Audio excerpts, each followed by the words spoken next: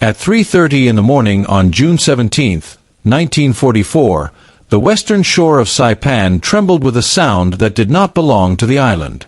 It was not surf or wind or artillery. It was engines, dozens of them, low, heavy, mechanical, moving together through darkness and smoke. Lieutenant Colonel William Jones crouched inside his command post, the earth packed tight above his head, listening as the ground itself began to vibrate. Through gaps in the burning sugarcane, he could see shapes moving toward his Marines, steel silhouettes advancing where no steel should have been. Japanese tanks were coming, 44 of them, rumbling out of the night in a mass charge aimed straight at the Marine perimeter guarding Charan-Kanoa airfield. Jones had been waiting for this moment, though he had hoped it would never come. For 6 months, every after-action report coming out of the Pacific had carried the same warning, written in blood at places like Tarawa and Guadalcanal. Tanks operating without infantry support were blind, vulnerable, easy prey for defenders who could see what tank crews could not. Jones had studied those reports carefully. He had watched American Shermans destroyed when they advanced ahead of their riflemen, ambushed by enemies hidden in jungle and coral. He knew armor was not invincible. It was a machine with limits. The Japanese commander driving those tanks toward him, Colonel Takashi Goto, did not share that understanding. Goto's 9th Tank Regiment charged forward as if courage alone could bend physics. 36 Type 97 Chiha medium tanks led the formation, followed by 8 lighter Type 95 Hago tanks. Their armor was thin, 15 to 25 millimeters on the front, barely half that on the sides, but their hatches were open, commanders riding exposed to sea in the darkness, infantry clinging to engine decks, trusting speed and shock to smash through the Marine line before dawn. It was doctrine forged in China and Manchuria, where tanks were weapons of spirit as much as steel. Goto believed momentum would carry him through. What he was charging into was something entirely different.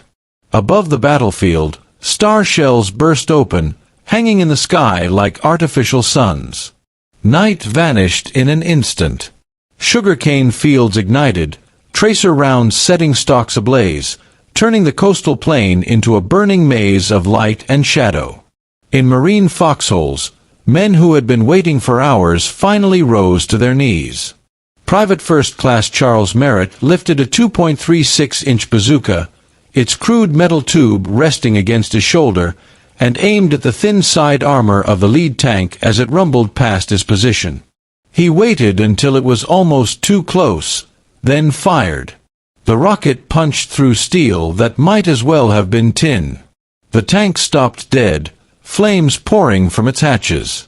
Merritt reloaded and fired again. And again. Nearby, Private First Class Herbert Hodges was doing the same, working with cold precision, letting tanks pass, stepping out of concealment only when the angle was perfect.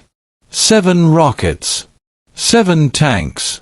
Each hit turned a moving machine into a burning coffin. By the time the first hints of dawn began to creep through the smoke, 31 Japanese tanks lay wrecked across a 1,000-yard stretch of beach, their hulks twisted, split open, turrets blown clear of hulls. Inside them, crews were dead or dying, trapped inside machines that had promised protection and delivered only heat and fire. When the firing finally slowed, Marine patrols moved out cautiously across the field. The air was thick with the stench of burned fuel and scorched metal, mixed with the sweet, sickening smell of sugarcane that had burned all night.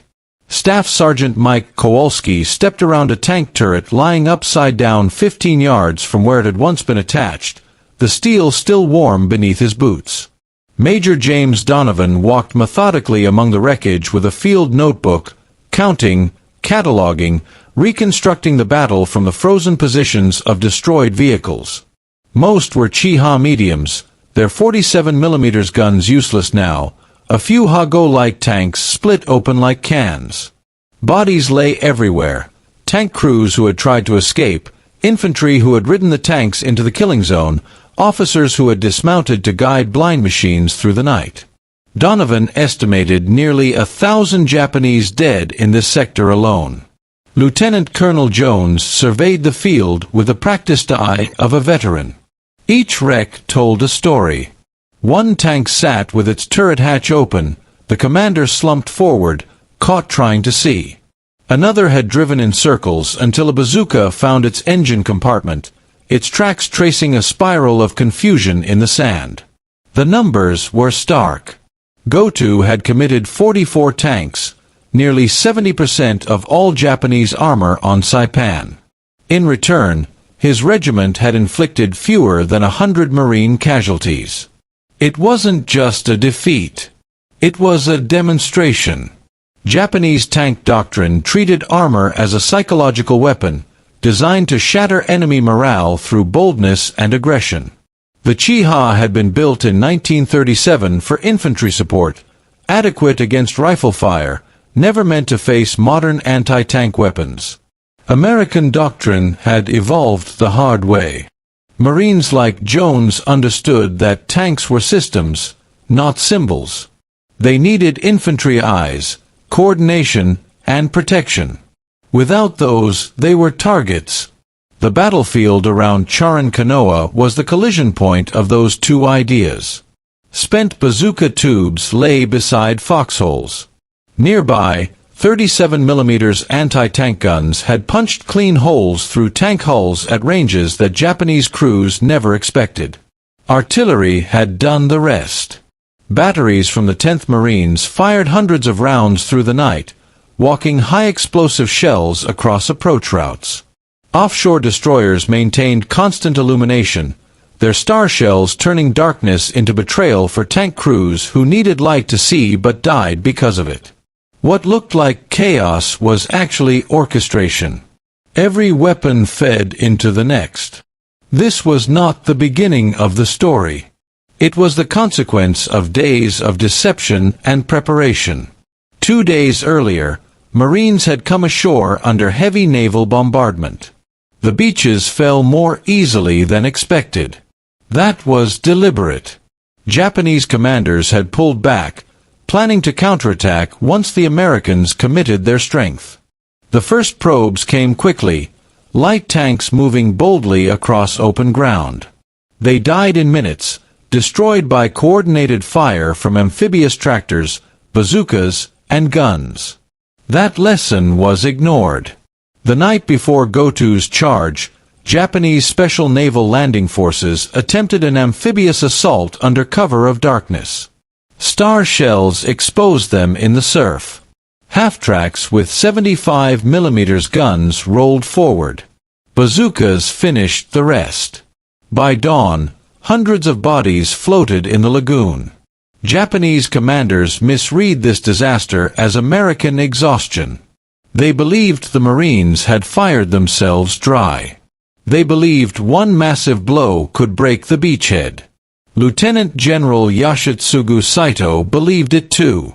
From his bunker carved into volcanic rock, he ordered everything forward. Infantry. Armor. All at once. Colonel Goto received the order with enthusiasm. His regiment was Japan's last real armored force on Saipan. 44 tanks. One gamble.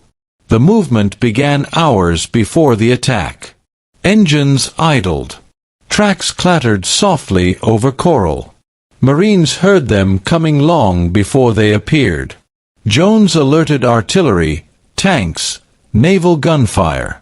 By midnight, the attack was already hours behind schedule, coordination breaking down, radios failing. But Japanese military culture did not allow delay. Goto pressed on. At 3:30 a.m., the attack broke cover. The star shells came up. The killing began. By 7 a.m., it was over. Tanks still burned. Ammunition cooked off, sending steel flying into the morning air. Japanese survivors tried to flee on foot. Most did not make it. 31 tanks destroyed. Nearly 1,000 Japanese dead. 97 Marine casualties. The 9th Tank Regiment ceased to exist in 4 hours. The implications rippled outward. Without armor, Japanese forces on Saipan were forced into static defense. Caves, bunkers, delays. They could no longer counterattack. When the final banzai charge came weeks later, it was infantry alone, and it was annihilated. Engineers eventually buried the wreckage under coral and concrete. Airfields rose where tanks once burned. By August, B-29s were taking off from Saipan, carrying the war directly to Japan.